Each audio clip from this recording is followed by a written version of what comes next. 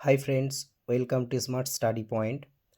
আজকে যে টপিকটা নিয়ে আলোচনা করব সেটা হচ্ছে আর্টিকেলস। খুবই একটা পরিচিত টপিকস আর্টিকেলস। না, আর্টিকেলসটা কি? এ, এন, দা এই তিনটেকে আর্টিকেলস বলা হয়। সাধারণত এ, এন, দা এই তিনটেকে আর্টিকেলস বলা হয়। আর্টিকেলসকে দুই ভাগে ভাগ করা হয়, একটা ইনডেফিনাইট আর্টিকেলস আর একটা ডেফিনাইট আর্টিকেলস।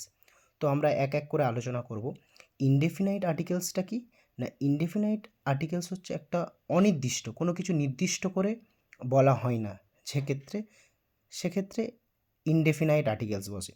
যেমন এখানে কি, এখানে বলেছে এ বয় মানে একটি বালক, এ পেন একটি কলম, বা এ বুক একটি বই। আচ্ছা, এ বয় মানে একটি বালক, এখানে কোনো একটা নির্দিষ্ট কোনো বালককে বলা হয়নি, যেমন রাম, যদু, মধু, এরকম কোনো নির্দিষ্ট বালকের কথা বলা হয়নি। বা এ বুক মানে একটি বই, কোনো নির্দিষ্ট কোনো বইয়ের কথা বলা হয়নি, যেমন রামায়ণ, গীতা, কোরআন এসবকে বলা হয়নি। ওই জন্য এটা কি ইনডেফিনাইট, অনির্দিষ্ট। এবার ইনডেফিনাইট আর্টিকেলসের মধ্যে দুটো থাকে, একটা এ থাকে, একটা এন থাকে। কোথায় এ বসে, কোথায় এন বসে? না, সাধারণত আমরা জানি কি কনসোন্যান্ট সাউন্ডের আগে এ বসে আর ভাওয়েল সাউন্ডের আগে এন বসে। যেমন বিটা কনসোন্যান্ট, এর আগে এ বসেছে।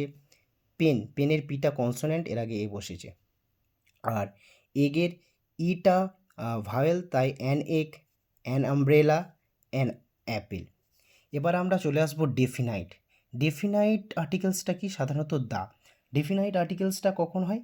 না, এক বা একাধিক নির্দিষ্ট নাউনকে বোঝাতে এই ডেফিনাইট আর্টিকেলসটা ব্যবহার করা হয়, দা।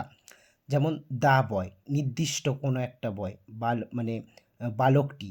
দা সান, এছাড়া পৃথিবীতে যে সমস্ত জিনিস একটা, সূর্য একটা, সেটা বোঝাতে দা ব্যবহার করা হয়। আবার নদী, যেমন দা গঙ্গা। আবার দিক নির্দেশেও দা ব্যবহার করা হয়, যেমন দা ইস্ট। এবার কিছু আমরা ব্যতিক্রম কিছু জিনিস দেখব। এখানে দেখো, এই অনেস্ট। অনেস্টটা কি? না, এই অনেস্ট মানে ওয়ার্ডটা কনসোনেন্ট দিয়ে শুরু, কিন্তু এর আগে অ্যান বসেছে, কারণ এখানে এইজের প্রোনাউন্সিয়েশনটা সাইলেন্ট আছে। অনেস্ট, ওর মতো উচ্চারণ হচ্ছে অনেস্ট, তাই এর আগে অ্যান বসেছে, an honest. MLA, an MLA, এটা এম দিয়ে শুরু হলেও এর উচ্চারণটা এমএলএ, আগে এর মতো হচ্ছে, তাই এটা অ্যান বসেছে। এবার আরও একটা ব্যতিক্রম জিনিস দেখব আমরা। এখানে কি না, ইউনিভার্সিটি। দেখো, এটা ভাওয়েল দিয়ে শুরু, তাহলে এর আগে সাধারণত মানে অ্যান বসার কথা, কিন্তু অ্যান বসলো না, এ বসলো। কেন? ইউনিভার্সিটি। যেখানে দেখবে যে ইউ, যে সমস্ত ভাওয়েলের উচ্চারণে আমাদের ঠোঁটটা গোল হয়, ইউ, এর আগে আগে ওয়াই উচ্চারণ হচ্ছে, ঠিক আছে? ওই জন্য এর আগে এ বসেছে। ওয়াইটা যেহেতু কনসোনেন্ট, মানে semi vowel but consonant, U, যে সমস্ত উচ্চারণে আমাদের ঠোঁটটা গোল হবে তার আগে এ বসবে। যেমন এ ইউনিভার্সিটি, এ ইউরোপিয়ান। দেখো, আমাদের ঠোঁটটা গোল হচ্ছে। এবার কিছু জিনিস মনে রাখতে হবে আমাদের। এ এন বসে শব্দের বানান দেখে না, বরং উচ্চারণ দেখে। এখানেই ম্যাক্সিমাম স্টুডেন্টরা ভুল করে। কি করে? অ্যাকচুয়ালি ম্যাক্সিমাম স্টুডেন্টরা মানে শব্দ দেখে কনসোনেন্টের আগে এ বসায়, ভাওয়েলের আগে এন বসায়, কিন্তু সব ক্ষেত্রে তা নয়, উচ্চারণটাও অনেকটা নির্ভর করে। কি বলেছে?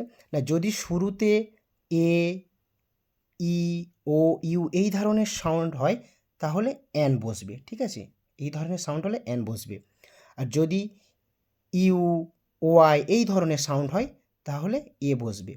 ভালো করে মনে রাখবে, সাউন্ড ইজ মোস্ট ইম্পর্টেন্ট। সাউন্ডটা এখানে বেশি ইম্পর্টেন্ট আর্টিকেলসের ক্ষেত্রে।